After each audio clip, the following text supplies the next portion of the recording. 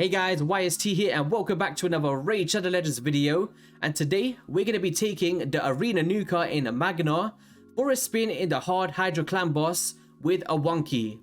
Really great champion, and he's not there just for the nuking. When I kind of focus on champions, I like to bring out the whole of their kit, right? To really bring out the versatility and use your champions in not just one specific area. But yeah, I'm excited to show you this video, and without further ado, let's get into it. Alright then, so Magnaar is really great in the arena. We all know him for that double hit A2, which can pretty much kill everyone in the game in the right setup. But the way that we're going to be using this champion today is the Fan the Flames A3 ability, which applies a debuff spread effect, taking 2 random debuffs from the target and placing them on all enemies under HP burn debuffs. It doesn't stop there, guys, so he also increases the duration of HP burn debuffs on all enemies by 1 turn.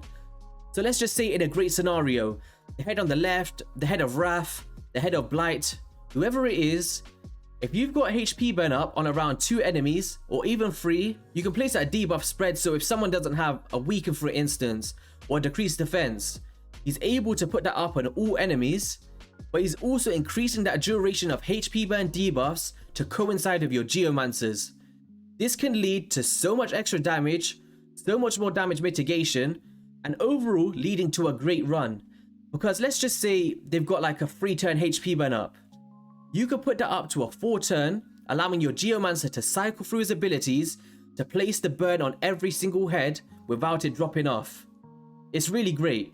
But he's also got that A2 ability, which has an extra hit on enemies without HP burn, which also works pretty good, because you may be thinking, why would I want to use this A2? Because you're not going to get double hits if you're placing burns, right? No, it works great because the HP burn is what's killing the HYDRA heads. So placing the extra hit on people that don't have burns puts them at an equal playing field, so all of their heads decapitate at the exact same time. Near enough, give or take with some good RNG. But I'm a big fan of this. Also in his passive, he heals himself by 1% of his max HP every time anyone in this battle takes damage from HP burn debuffs. Not just a nuker, guys, bear that in mind here. Debuff spread, increasing duration, self-healing mechanics, extra hit on people without burns, and a drop defense on the A1, 100% chance if they are under HP burn. I love to use champions for their full kit. I know people could just build them and just use them in one area. I've showcased this guy in the Spiders 24 dungeon, the HYDRA boss is next, and of course the arena. He is amazing. It's all about versatility, especially if you don't have a wide range of options. So in terms of the artifacts that I'm using today is a Savage set, just stuff that I used to use in the arena.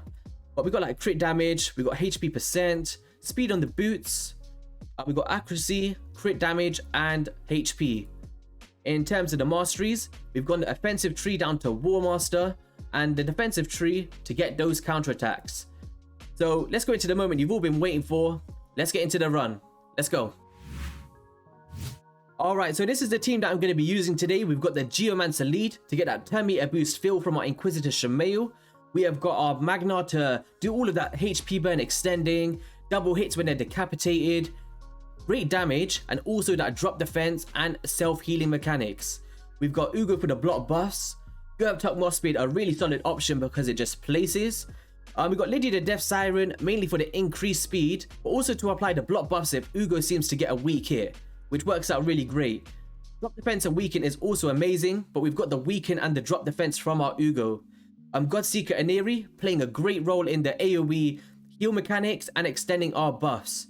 So let's go into the run. Okay, so this is a pre-recorded run that I just did do, but I'm going to throw a few screenshots of stuff that did happen when I wasn't recording on my mobile last night. So what we're trying to do here is boost our turn meter of our Geomancer. You've all seen this kind of setup before, right? But we got Magnaar there with the double hit A2. Really great, dealing around 100+ damage per head. And he's not super highly built for damage. No increased defense. Yeah, going back into what we're doing with Magnaar here, we placed the burn on the head on the left. Great affinity for him with him being green, because he's not going to be getting weak hits. And then what we want to kind of do is place the burn on the head on the right, which is the head of Wrath, because when he procs his vengeance, it deals some bonkers damage to people under burns. And then what you want to do is place that double hit to the head that's not under burn, which is going to be torment. They're all going to have an equal playing field and die at a very similar time, leading to some great damage numbers. Alright, so we got the head of Wrath with some burn.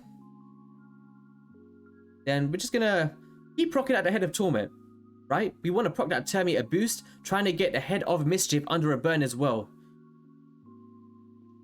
And remember guys, there's no decreased attack in this run, and we're going to get to 120 turns.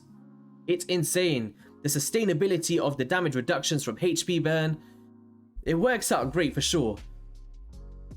Alright, so now we're going to extend, and you're going to see that the burn on the head of Wrath has gone up to 5 turns. This is what you want to see. You want him to proc that vengeance, keep hitting him, and survive through it. So we're just going to keep proccing that torment here. Don't worry, I'm not going to talk the whole time. I am going to speed through it so you guys can kind of get a gist for it yourself.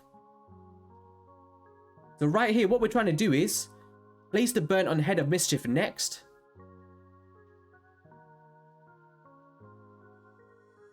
Alright, so we've got that open right now, and boom. And this is where it all kind of falls into sync. So now that they've all got like 3 to 4 turns of duration on the HP burn, we're going to proc this double hit, which is going to do the double hit onto torment, not the burn heads, so you can maximize your damage. Because you don't want to kill them with just pure damage unless you're nuking with like a double Trunder or something. Like this, you're going to see a lot more better returns with the amount of HP burn damage you're getting. So here I was just trying to proc some vengeance, like, come on, come at me, Wrath. Alright, so the vengeance counter is kind of procking up quite a lot right now. And we should be able to kill the head on the left hand side. And there we go, vengeance procced, and that head is down. Goodbye. I keep forgetting the name of that one.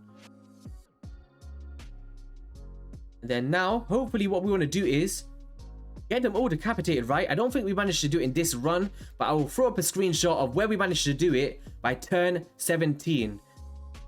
I think that run we did a lot more damage, which was on my phone. When pre-recording, I just couldn't do it. I only managed to reach around 30 million or so. But on my phone, I did manage to get to around 35 million without no problems. Getting that block buffs up, keeping that consistent.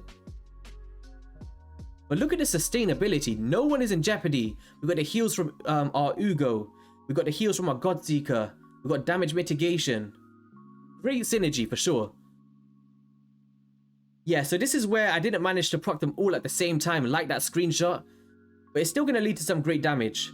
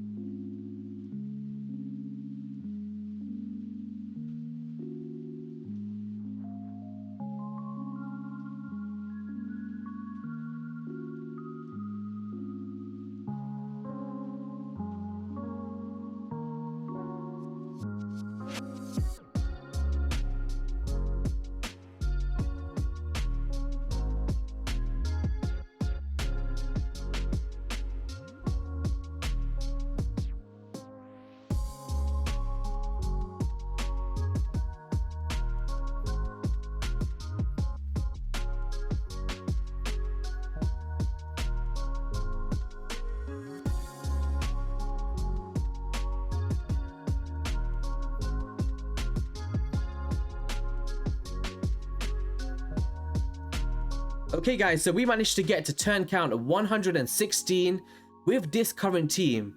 There was no crazy shields, there was no Underpriest Brogni for like the self-healing mechanic. We only had a Ugo and a God Seeker Aneri.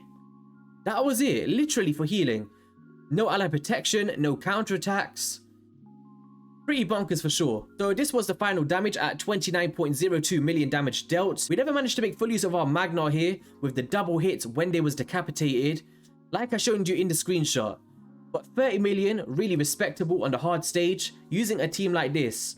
A Geomancer with the 14 million. Let's just move myself out the way. Boom. 14 million. And that was all down to Magnaar extending those HP burns, keeping it up pretty much a lot of the time, right? He outdamaged everyone else here. So Inquisitor and our Godseeker Aneri. So it wasn't terrible at all. I think if he managed to do that double hit on decapitated heads, we would have probably seen around 7 million or so. If you are thinking about how this can do in Brutal, just from a guessing standpoint with some good RNG, I would guess in the 2 key territory, possibly 15 million being realistic. My clan that I'm in right now is only hitting hard, but there is clans in my cluster that have unlocked Brutal. I don't want to keep moving back and forth with CVC, so this is all I could showcase for you guys today. Yeah, that is going to be all for the video, guys. If you enjoyed it, be sure to hit that like and subscribe button. And what you think about Magnaar in this composition? Great damage. He's increasing our debuff spreads, increasing the duration of HP burns, self-healing mechanics, and drop defense. Catch you on the next one. Peace.